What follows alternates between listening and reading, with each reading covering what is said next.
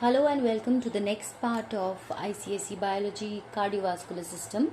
So in my previous lecture, I have gone through blood plasma. Today we are going to start with formed elements of the blood. That is, rest other than blood plasma, what else is there in the blood?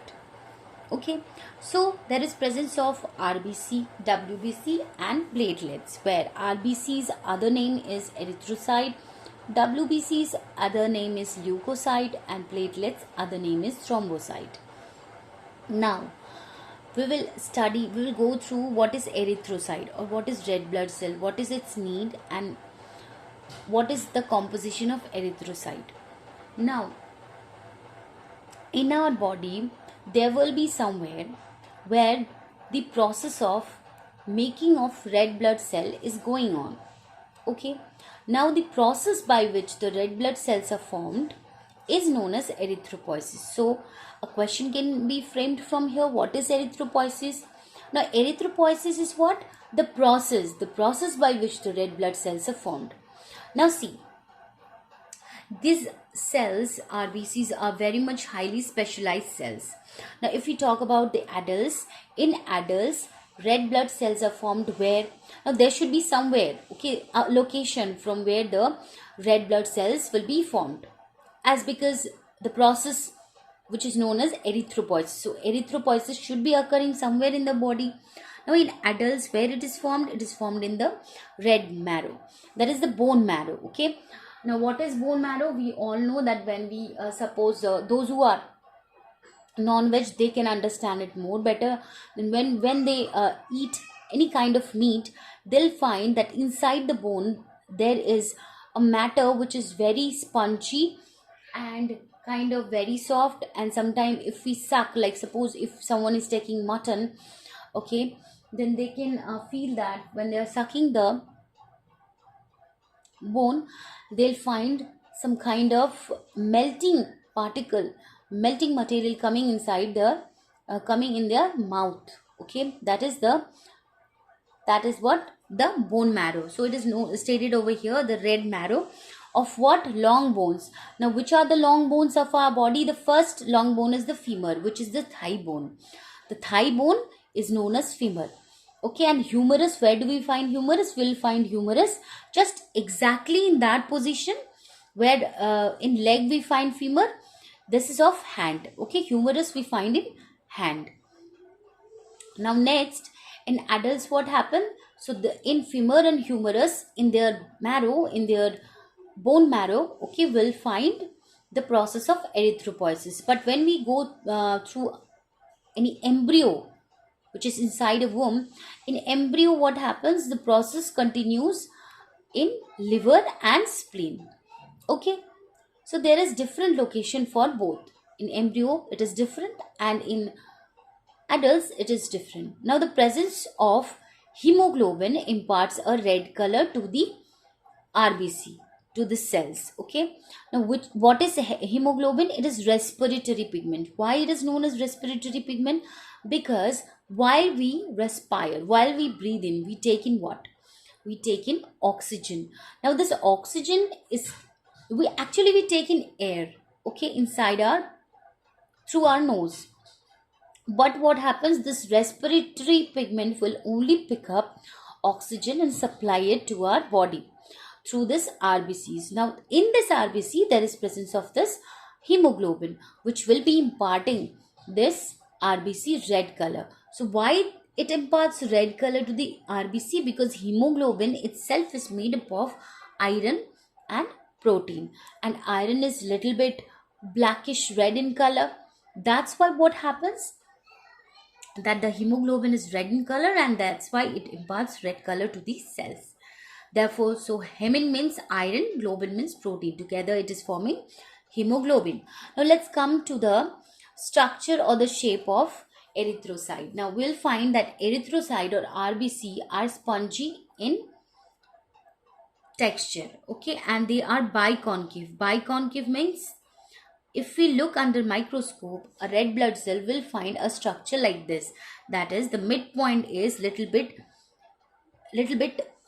towards the center, move towards the center. Okay, so this structure is a biconcave. structure and it forms a disc shape. So that's why erythrocytes are spongy biconcave disc. Now this varies in size. This may vary from diameter 7 to 8 microns. Why microns? Microns is the unit, because we can look very possibly we can look beautifully, we can look under the microscope red blood cell. That's why it is the unit is micron. Okay. Next is the mature cell are devoid of nucleus, mitochondria and endoplasmic reticulum. Now, this RBC does not have any nucleus, mitochondria, or endoplasmic reticulum. Why? What is the reason? So that it can carry more amount of oxygen to your body.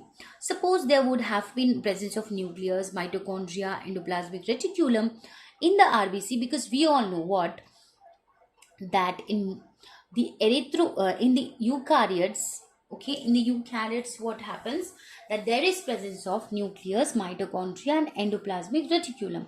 But in RBCs we don't find so, because it needs more space for the carrying of oxygen. Because if these three things will be taking the space up of this RBC, then oxygen will be supplied to the body in limited amount. Because in RBCs it will be absorbing, the RBC will be absorbing limited amount of oxygen. Okay, so that's why this cells RBCs do not have any nucleus, mitochondria and endoplasmic reticulum. Now see, whatever is born, that has to die one day. Okay, so RBCs also are formed somewhere, and the process is known as the formation of this is known as erythropoiesis.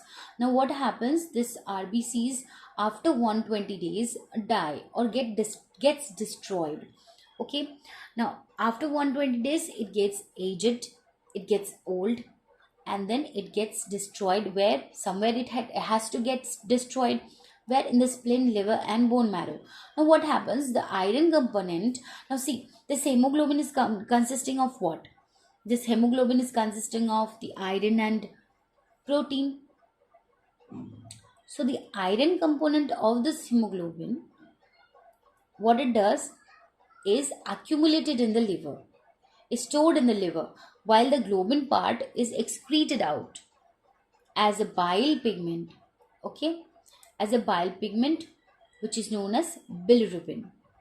Okay, so in the liver it is stored. What is stored? The part of iron is stored, and the rest part, which is the globin part, is excreted as bilirubin from the body. Now what happens, about 20 million RBCs are destroyed every minute. Every minute it's destroyed. Okay, 20 million RBCs gets destroyed. The number of RBC in normal healthy males will be ranging from what, 5 to 5.5 million per cubic millimeter of blood. So in per cubic millimeter of blood, there will be 5 to 5.5 million RBCs in healthy males.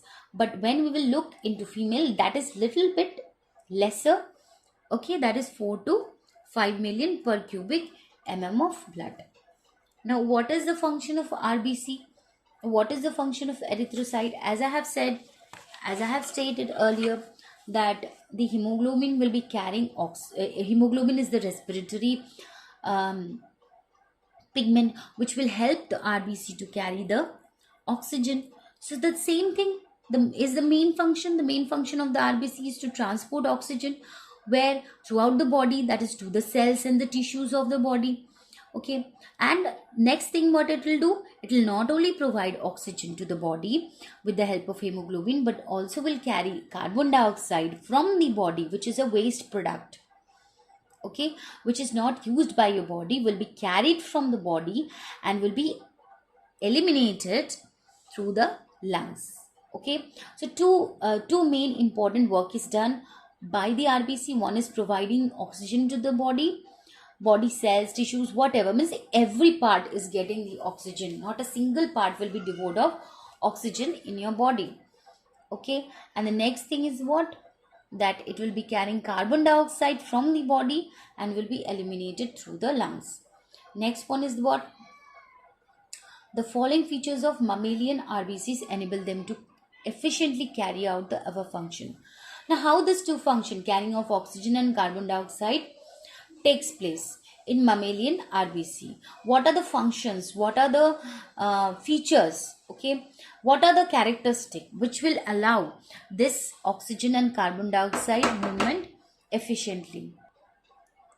So the features are, first feature is what? That the extremely small size of RBC enables it to pass in a single file through the narrow capillaries. Now what happens, RBCs are very small in size, so they can reach those places which are very narrow. Okay, they can also reach to those places also which are very extreme, to the corners. Okay, so through the narrow capillaries they can pass through. That's why what happens, it is very convenient for them to carry the oxygen to every part of the body. First one. Next feature is what?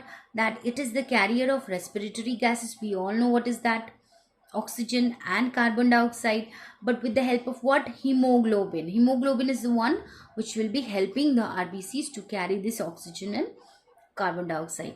So hemoglobin is the carrier of respiratory gases, that is oxyhemoglobin, HbO2, okay, which is an unstable compound. Oxyhemoglobin, which is unstable compound, this is not stable in nature, formed between hemoglobin and oxygen, while carbaminohemoglobin, that is HbCO2, is the compound formed between carbon dioxide and hemoglobin. Okay, so it will be carrying the carbon dioxide also, it can carry the oxygen also. Who helps this RBC? The hemoglobin. So this is also an extreme good feature of RBC. Next feature is what? That they do not have any organelles. As I have stated earlier, as we have seen earlier, that they do not have any nucleus, endoplasmic reticulum or mitochondria. Okay, and the cell is biconcave in shape, and also it is having more spongy, it is having spongy texture. So what happens, this increases its surface area and capacity for absorbing the respiratory gases, that is oxygen and carbon dioxide. Okay, now what happens, that absence of endoplasmic reticulum also increases the flexibility of RBCs for their movement through the narrow capillaries. Now what happens, you see, suppose there is presence of endoplasmic reticulum in any of the cell, it kind of gives a kind of structure or texture which is little bit not flexible, little bit tough, not very much, okay, to any of the cell. But as because it is not present in RBC, what happens, this RBCs become more spongier and more flexible, and it can move, it can squeeze and move through any small narrow capillaries. Okay, next feature is what? The absence of mitochondria ensures that the oxygen that has to be transported to the tissue is not utilized by the RBCs themselves. Now see, every cell of our body, of any mammalian body, will try to absorb the respiratory gases, because there will be presence of mitochondria, as it is the powerhouse, and it will generate energy. Okay, but as because RBCs do not have this mitochondria, so there is no utilization or less utilization of what? Oxygen by the RBC itself. So more and more oxygen, so that more and more oxygen can be supplied to your body. Okay, so there are many features of this RBCs. They are smaller in size. We know that if it is smaller in size, then it will have more, the thing which is more smaller in size will have more surface area, and moreover it is not having any organelles, which is providing more space for carrying of oxygen. Okay, next is that it can squeeze through any small area and move to every corner of your body, that is the narrow capillaries. Okay, so these are the good features of the RBC. Now here is given some points to note. See, the RBC count is lowered during sleep and increased during physical activity. Why it is lowered during sleep and increased during physical activity? Because during physical activity you need more oxygen. So if it is increased during physical activity, that means what? There is increase in respiratory pigment also, that is hemoglobin. If more RBC, more respiratory pigment, that is hemoglobin. So there will be more carrying of oxygen. That's why during physical activity we need, or there is increased amount of RBC. But during sleep we don't need that much of oxygen, because we are in sleep mood, we are in rest mood. We don't have to waste more amount of oxygen, and will be not utilized by the cells to generate energy. Next is the RBC count is affected by altitude also. So the RBC count is higher by almost 30% among people living at the heights above 4200 meter. So 4200 meter above, those who live like in hilly areas, those people are dwelling, they are having more count of RBCs as compared to 30%. Why? Because they are adapted to that situation and they need to acquire more oxygen, because in the air there is already less oxygen. Okay, so to acquire more oxygen they have more amount of RBCs in higher altitudes. Next is the RBC count is higher among infants and pregnant women also. In pregnant women and infants also, you see the infants are rapidly breathing. Okay, they breathe very faster and their heartbeat is also very fast. The circulation is also in a very fast pace. That's why we find that the RBC count will be more in them, so that utilization of oxygen is also more. Okay, next is that an abnormal increase in RBC. Now if there is more RBC as compared to the limit amount in your, now the what is the limit amount, that is 4.5 to 5 million per cubic of blood in females there should be, okay, the presence of RBC. But if the count is more than that, okay, much more higher than that, then a kind of abnormality can cause, which is known as polycythemia. Polysthymia or polycythemia, anything you can pronounce, that is your wish. Okay, so polysthymia. Now an abnormal, now if there is decrease in RBC count, whatever should be the minimum amount, okay, if it is less than that, then that can cause erythrocytopenia. Okay, now what happens, this is called abnormal increase, means a drastic change is there, very less RBC. But if there is decreased RBC count or low hemoglobin due to lack of, now see, hemoglobin is composed of iron. Now if your body is not having sufficient amount of iron, then there will be low amount of iron. Okay, so this can cause another disease or another deficiency, which is known as anemia. So from here, three kind of abnormalities or diseases, or we can say deficiencies, we can find, that is anemia, where we find decreased amount of RBC or low amount of hemoglobin due to lack of iron in your body. And very abnormal decrease in RBC, that is erythrocytopenia. And very much more, there is abnormal increase in RBC, that is polycythemia. Okay, next we are coming to leukocyte. So we have gone through erythrocyte, which is RBC. Now we will start with leukocyte, which is white blood cell or WBC. Now here also WBCs are formed somewhere, and the process of formation of WBC is known as what? Leukopoiesis. So what is erythropoiesis? What is leukopoiesis? We have got to know. Okay, now what happens? Leukocytes are nucleated cells. See, we knew that RBCs do not have any nucleus, so they are not nucleated cell, but this leukocytes are nucleated cells, and ranging in size from what? 8 to 20 microns. So their size can vary with a large proportion from 8 to 20 microns. The normal range for a white blood cell count in a healthy adult is about 4,000 to 11,000. So in a healthy adult, we will find that there is presence of 4,000 to 11,000 WBCs per microliter of blood. If you take per 1 microliter of blood, we'll find 4,000 to 11,000 WBC in it.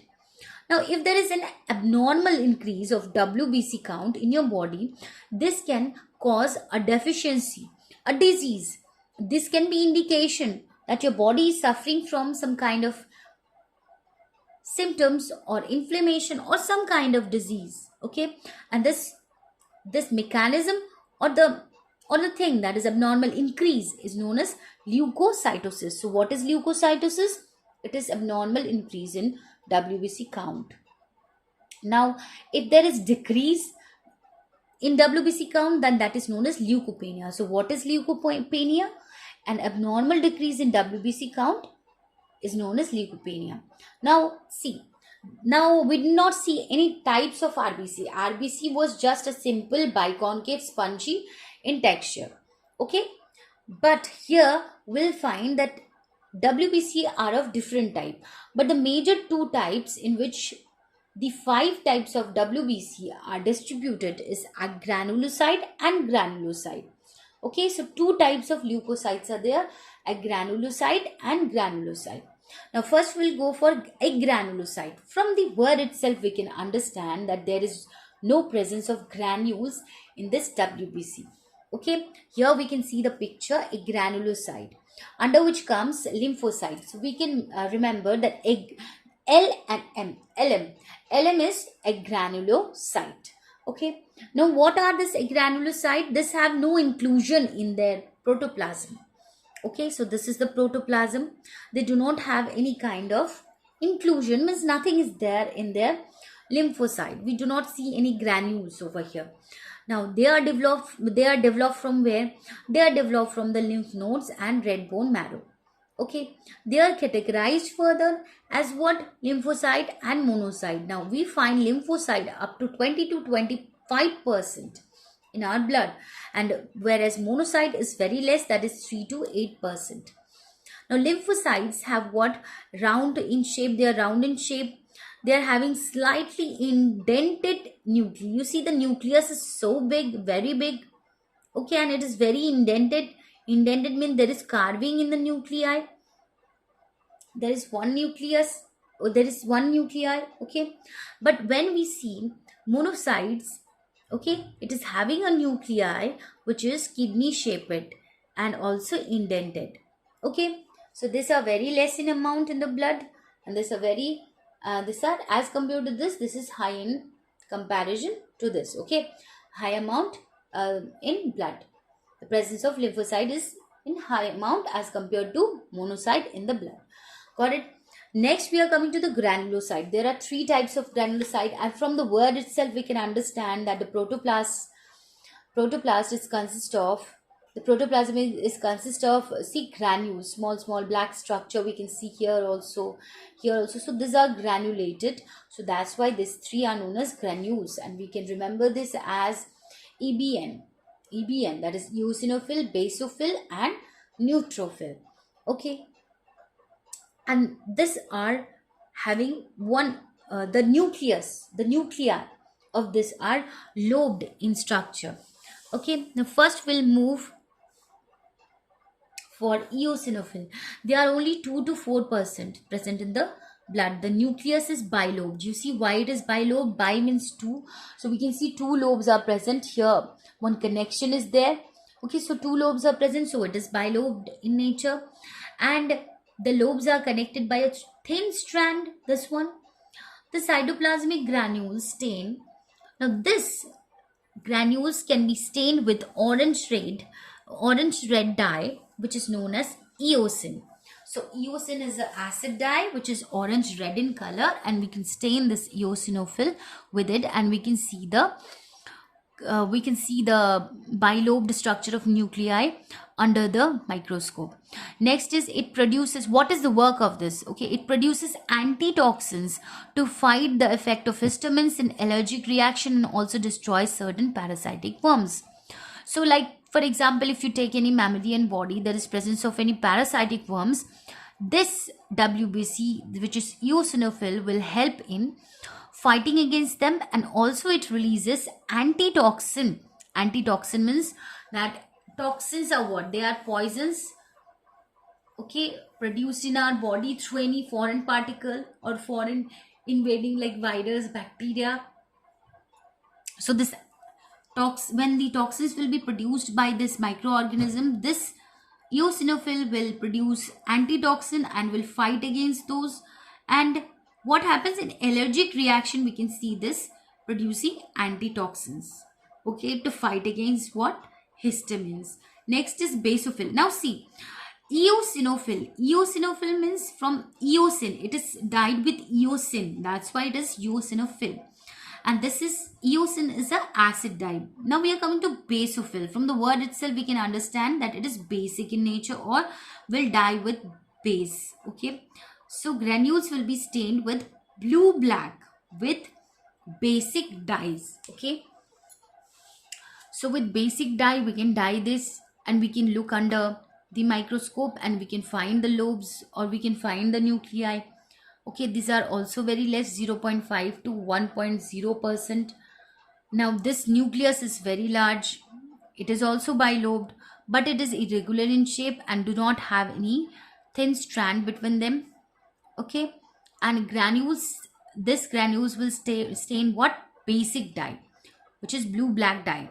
Okay, and will this, what is the work of this basophil? This also releases antitoxin to cope with inflammation. Suppose there is some kind of itching in your body, there is some kind of inflammation in your body due to the interference with the body with foreign particles. Okay, so this inflammations can be cope up with releasing of antitoxins. Next is neutrophil, that means neutral in nature. This won't dye with this won't get dyed with any basic or acid dyes. Okay, so they are most abundantly found in the blood, that is 60 to 70%. They are most abundant and are concerned with phagocytosis.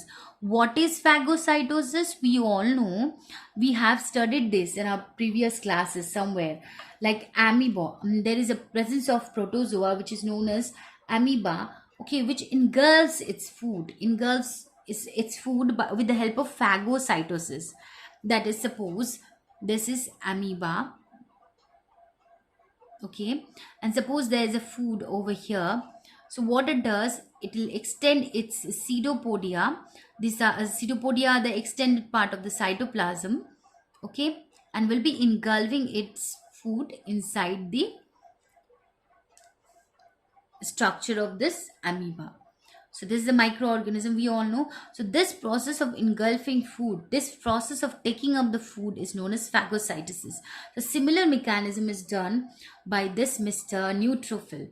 Okay, now the nuclei of neutrophils have how many lobes? See, more than 2. So it can vary from 2 to 5 lobes connected by a thin strand, and this will not dye any basic or acidic dyes but will dye with neutral dyes. Okay, so we have understood that how many types of leukocytes are there. There are 2 types, agranulocyte and granulocyte. In agranulocyte we find LM, that is lymphocyte and monocyte, and in granulocyte we'll find one acid dye, that is eosinophil, one basic dye, that is basophil, and one is neutrophil, which is neutral dye. So EBN, okay, and which is more abundantly found in the blood among this 5, the neutrophil, and which is very less found in the blood, that is the basophil. Okay, what is the work of this 3? This is having phagocytotic nature. This is producing antitoxins against inflammation.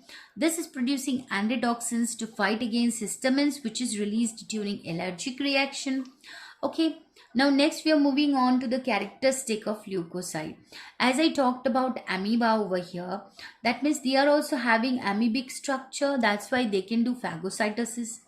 Okay, so they are having amoeboid movement. They can move like amoeba with the help of their pseudopodia. The movement performed by protoplasmic projection, that is pseudopodia. See, here also we have got the mention of pseudopodia, is called amoeboid movement. Leukocyte move freely by this mode. So see, like the RBC requires the blood plasma or the whole blood system to carry itself from one place to another. But neutrophil can move freely because of this presence of this pseudopodia. Next, it is having one more characteristic, that is diapetesis. What is diapetesis? This is the ability of the leukocytes, okay, to pass through the capillary walls, squeeze through the capillaries out of this thin single layered epithelial tissue.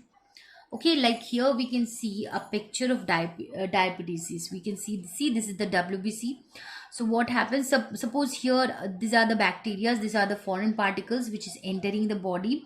So this is a capillary, this is a very narrow capillary. What it does, WBC will be squeezing out of this capillary. You see, it got attached over here towards the wall of this capillary, and it got squeezed out from here, and it got out in the area where it is getting this bacteria. And you see here the presence of pseudopodia which is engulfing the bacteria. Okay, so this is diapedesis, the squeezing out of the WBC through the thin single layered epithelial tissue or capillaries. Now, what is phagocytosis? Already have discussed that this is engulfment or taking up of the food and then digesting it. Okay, so here what it does, it engulfs the food, it digests, and then it expels it, the waste material, it expels it, that is expelled through our body. Okay, so we understood what are the features, what are the characteristic, and how many types are there. Okay, so in my next video I'll go through the function of leukocyte. Okay, so thanks for today.